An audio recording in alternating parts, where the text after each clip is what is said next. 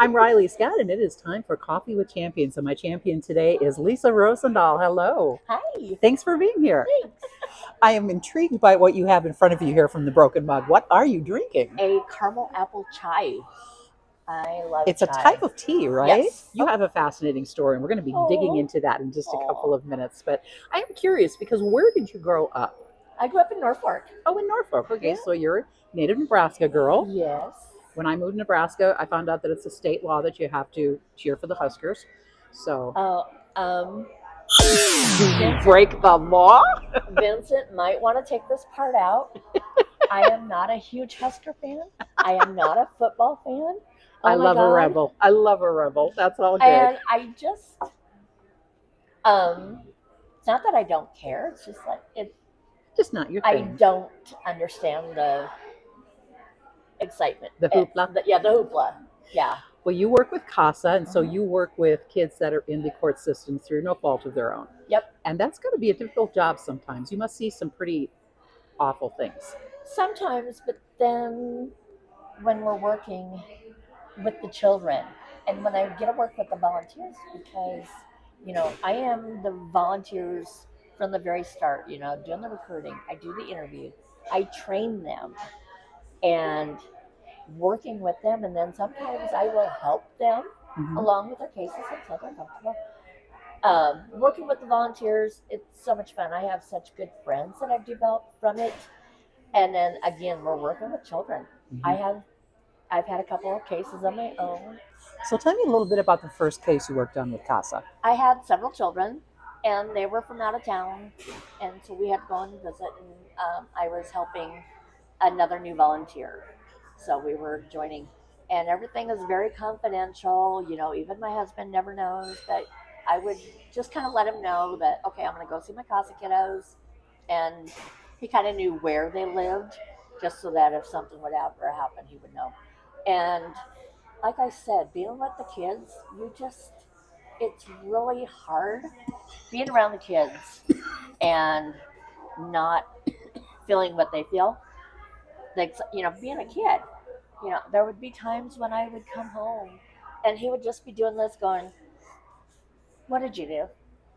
Because I might have had slime on me, glitter slime, or I might have been limping a little bit. It's like, when you guys are talking and kids are talking and they're like opening up and they decide to play a ring around the rosy with Miss Lisa and um, the other gal, and I said, sometimes you just gotta do it. They just thought it was funny to see an adult play ring around the rosy and fall on her behind. I have to say, one of the perks of the job must be glitter and slime. It was fun, but and now this case that I'm with, they're older. I've had older teens. Mhm.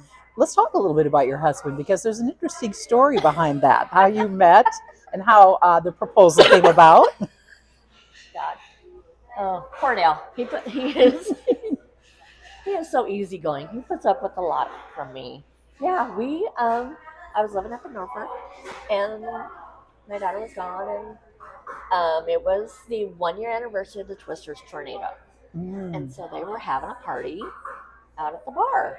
Um, and he had come up. My girlfriend had helped him with this hometown magazine with coupons and stuff, and she asked me to do graphic design with her because she knew I had a background in that. And so we're working, and this was the first night of the new edition. Um, and I asked him, I said, so who is this guy? And he, well, his name is Dale. He's from Columbus. I really don't know that much about him. It's like, okay. So he walked in, introduced himself. We talked for a couple minutes, like 15, 20 minutes maybe.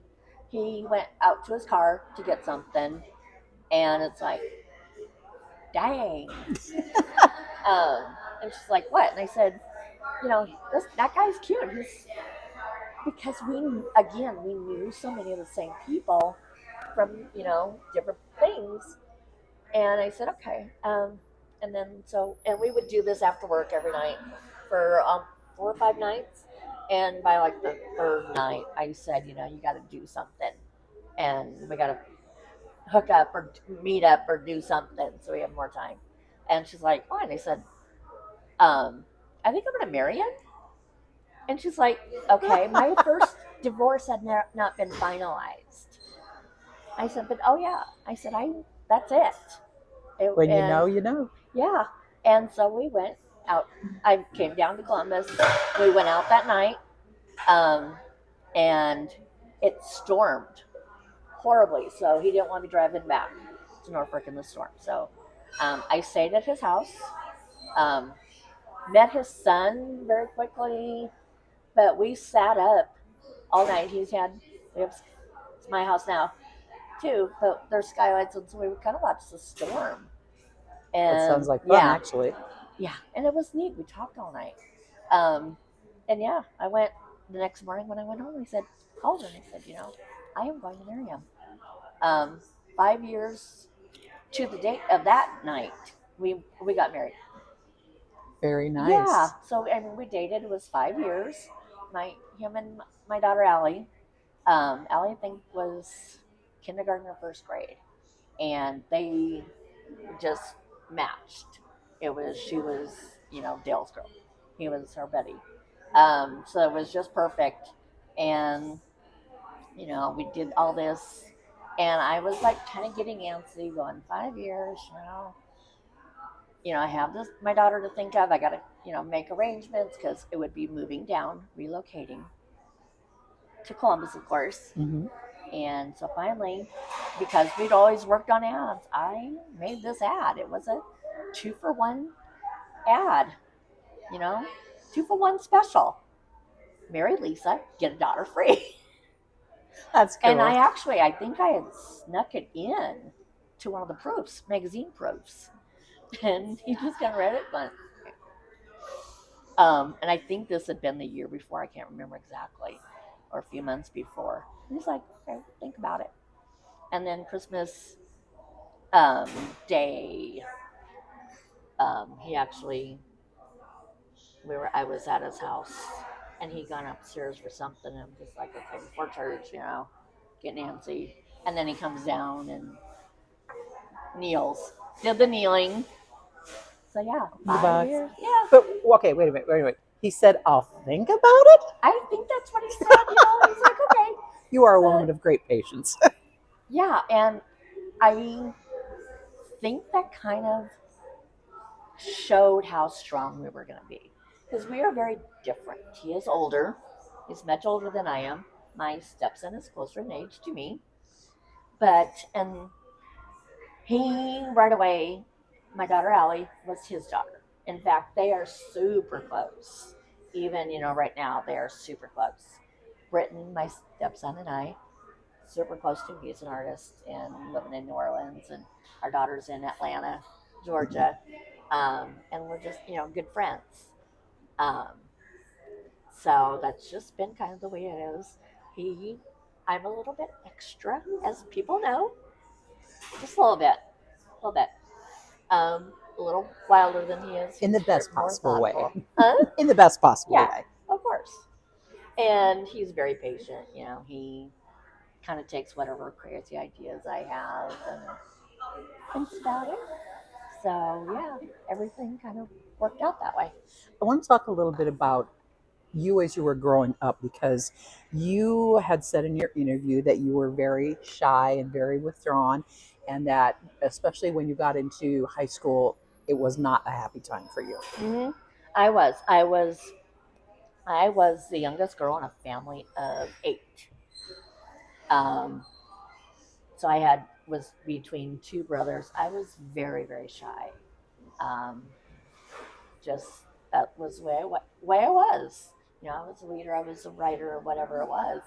Um, and and school, we had gone to a Catholic parochial school up there, um, and things were tough. Our family didn't have a lot of money Hmm. versus a lot of the other kids in the school, um, and so of course picked on, being super shy, picked on again. High school was very rough and bullied horribly by a few people. Um, and then I had an incident um, that kind of allowed me, I don't like touching on it, but And my parents made a decision, and the decision was to inpatient treatment, Hmm. just to get away, I think. And while I was there, um, I flourished.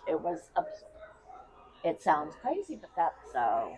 You talk very glowingly about your parents and especially your father, that they were a big influence in your life and a very good influence. My dad. I should have told you not to talk about him either, but Oh, that's okay. okay. You I don't have no, to. no. I just no. My dad was amazing. Um, they'd had it. My parents had had a death. They had lost a child as well, Hmm. and but they didn't make much money. But my dad, they had both grown up in Huntington, Nebraska, and not much money. Um, Dad worked for a linen company very similar to Jackson Services, and um, he was very quiet, but he read, and he and I would talk about reading and writing, and he really pushed that. And his thing was he didn't care. He knew we didn't have much money, but that didn't stop him from wanting to help. He was on the school board committee. He was on the church committee, Knights of Columbus. Um, I found out later, many years later, that he used to during the winter would scoop sidewalks for some of these elderly people that we didn't even know about. Um, and he was always for the parish festival ticket man or whatever he called himself. And so he really put out things in the community. He was very big into volunteering.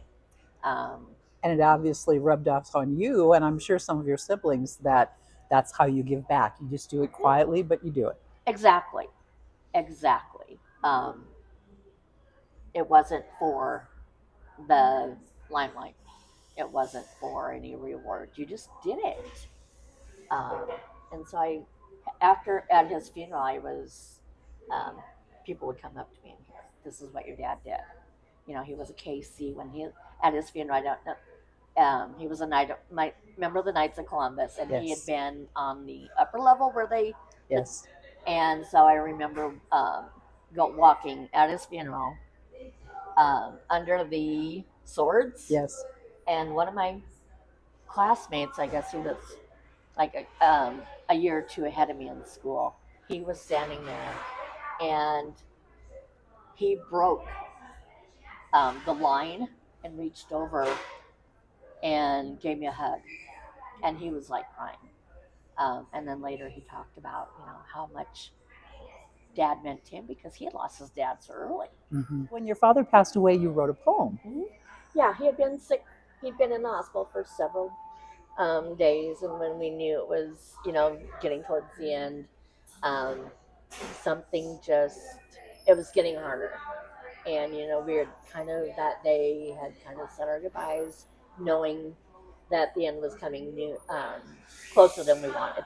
Hmm. But and of course, my dad, Dylan, I had to drive home to Columbus versus Norfolk, and when got home, I couldn't sleep, and so I sat down at the table and just kind of started free writing um, things about my dad, and ended up with this poem, and I was like bawling horribly, of course. But yeah, and I wrote this going, dang, I can't say, wow, it was like, okay, Oh, you can say dang. yeah, because I just can't say the other word. I have a bad habit of that. Um, but I read it. I can't even remember if I showed Dale. But yeah, I have this, and a few months later, I knew a gal who was involved in writing and poetry, and she knew this website. She goes, "Here's the website. You really need to submit it." Oh, I'd been looking for grief support Hmm. online, and she had suggested this one. And so the gal who ran this website and I had chatted, and I said, I have this poem. What am I supposed to do with it? Kind of sent it to her, and she goes, "Can I have it? Can we publish it?" And that's how that came to be. So, do you still write poetry?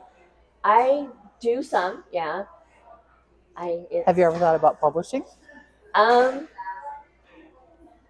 not anymore. When I was in high school and started, I had published, and I somebody said, one of my siblings, I think, told me, well, it's not a real thing. Like the American Poetry Society gives you an award, and of course, they want you to pay the money to be in their book, but I still have their certificate.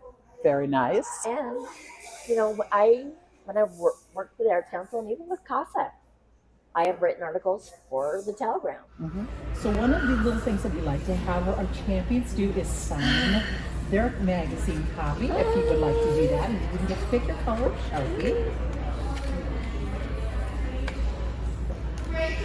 Yeah, I was telling Vincent when it came out and I went into the mini mug. And as I was walking out, she came and grabbed me. She goes, I have to get your signature, your autograph. I'm like, for what? Very cool.